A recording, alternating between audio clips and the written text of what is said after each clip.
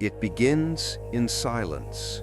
Berlin, April 1945. The once proud capital of the Third Reich is unrecognizable. Smoke hangs in the air like a suffocating curtain.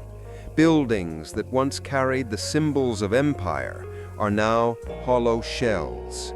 The Red Army is advancing street by street, artillery echoing like a constant heartbeat of destruction. And beneath this collapsing world, 30 feet underground, history's most infamous dictator is awaiting his end.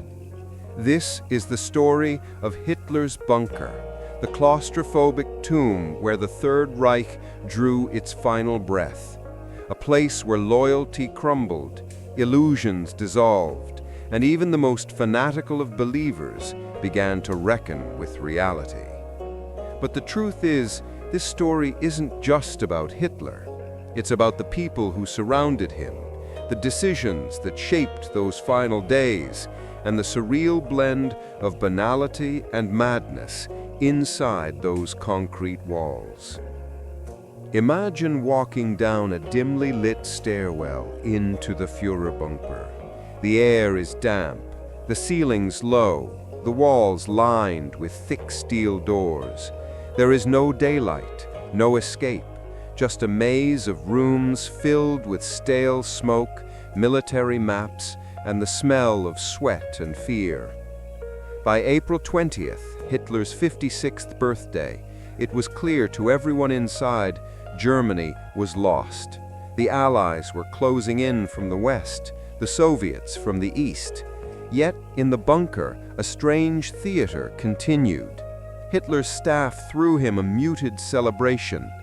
Champagne glasses clinked, gifts were exchanged, but outside, the city was burning. This paradox, celebration in the shadow of annihilation, set the tone for the bunker's final days. Witnesses describe Hitler in those weeks as a shell of his former self. His hands trembled uncontrollably. His voice, once thunderous and commanding, was weak and slurred. He shuffled when he walked, hunched over, aged decades in a matter of months. He still ranted about armies that no longer existed, divisions that were mere lines on paper. He issued orders to generals long dead or cut off behind enemy lines. It was delusion, but it was also desperation. He could not, or would not, admit the truth.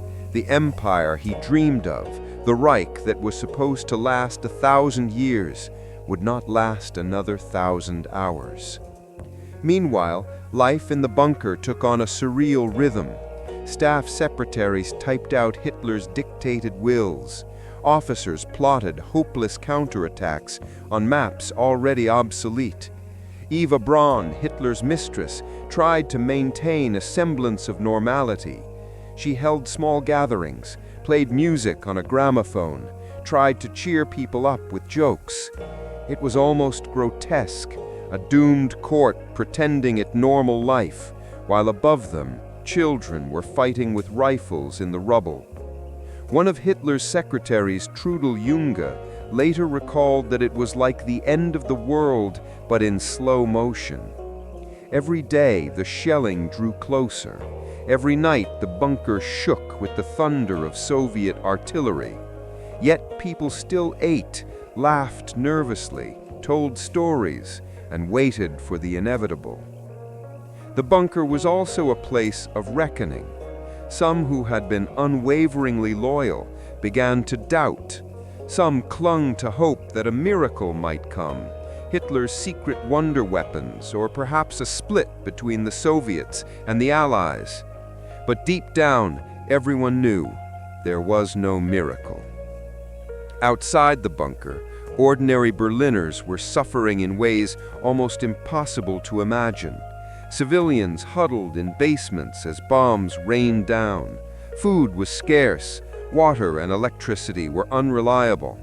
The city was dying, and in many ways, the bunker was just a microcosm of that collapse.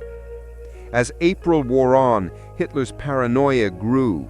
He raged against his generals, accusing them of betrayal. He demanded reports of armies that no longer existed.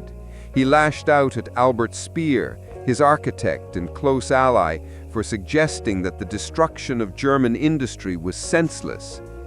But there was one decision that revealed the depths of his despair. On April 29th, in the middle of the night, Hitler finally married Eva Braun. The ceremony was short, quiet, and strange. The man who had once declared he would never marry because he belonged only to Germany now stood in the dim bunker lighting, signing papers, committing himself to the woman who had waited in his shadow for over a decade.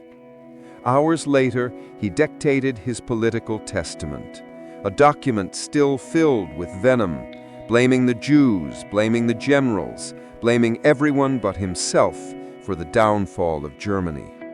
Even in his final words, he clung to hatred. The next day, April 30th, was his last day. That morning, witnesses saw Hitler pacing, restless, resigned. He ate a final meal with Eva Braun. Then, shortly after 3:30 in the afternoon, he retreated to his private study. Eva joined him. His staff knew what was coming. They had been told not to enter until they heard nothing but silence. Minutes later, a sharp crack echoed through the bunker. The smell of gunpowder seeped out into the hallway. When the door was finally opened, Hitler was slumped on the sofa, a pistol in his hand, blood pooling on the carpet.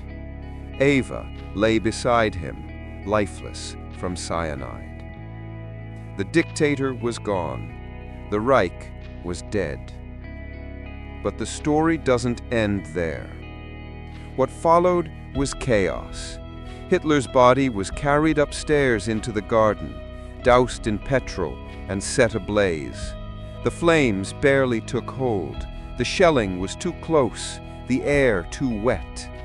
It was a grim, almost pitiable end for a man who once demanded colossal monuments to his glory. Inside the bunker, some of his closest followers began to scatter.